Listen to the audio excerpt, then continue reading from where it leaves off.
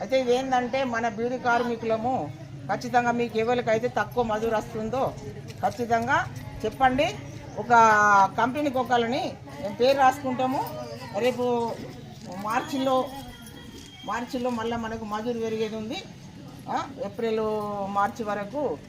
అప్పుడు కూడా మేము ఇక్కడ ఒక లీడర్ని పెడతాము. ఆ లీడర్కు బుక్కులు అప్ప చెప్తాము. కూర్చుండి ఇప్పుడు మాకు సంఘానికి పైసలు ఇస్తున్నారని మీరు అనుకుంటారు.